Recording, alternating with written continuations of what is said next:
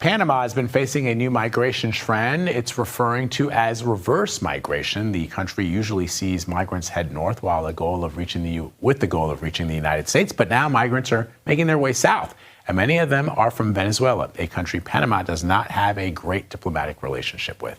CBS News correspondent Lilia Luciano joins me now from Studio 57. So, Lilia, good to see you. You spoke with the Vice Minister for Foreign Affairs for Panama. What did he say about this reverse migration issue?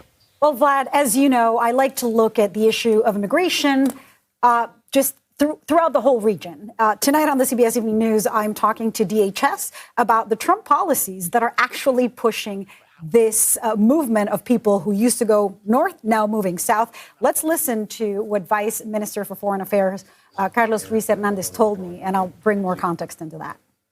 Yeah, I think this reverse migration phenomena that's about to start, it's brand new. It's something that we started dealing with very recently, as of last week. We are getting this influx of migrants coming in. So, and what they want is to go to Colombia.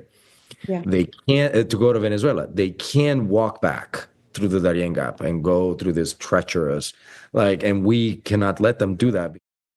So here's what's really interesting, Vlad, in particular to Panama. Panama does not have a diplomatic relation with Venezuela. The majority of the people that they're encountering, he says hundreds of people now in their northern border. It used to be people coming from the south, from countries like Venezuela, up towards the U.S. Now they're coming back. He says it is because of the Trump policies. It is because of the deportation. It is because of the loss of the CBP-1 app that gave people a possibility, an opportunity, and an appointment to make their case for asylum.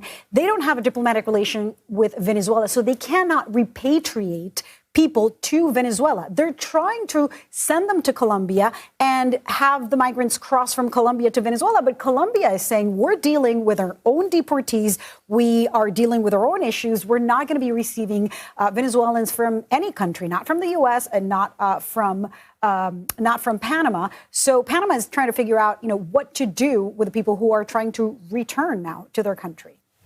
So let me ask you a question. Did the Vice Minister for Foreign Affairs address the 300 or so migrants sent from the U.S. that were reportedly stuck in a Panamanian hotel? He did. I asked him about that. And I also asked, is this going to be a trend?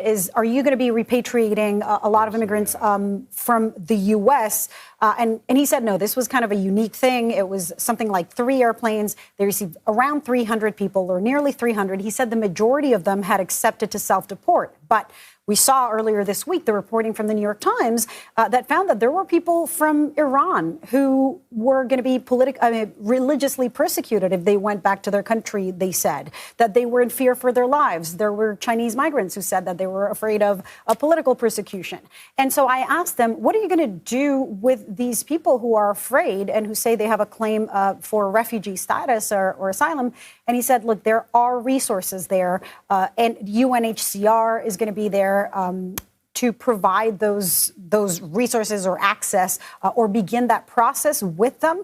We're going to, of course, follow up and see where that stands in several weeks. But it is kind of a new and unique situation that Panama finds itself in after reaching these deals that, as you know, some of them had already started with the Biden administration. Panama's relations with the U.S. funding their repatriation flights. But some are new because or following President Trump's threats on the Panama Canal. It is a lot of geopolitics happening there in the point that unites North and South America and Central America.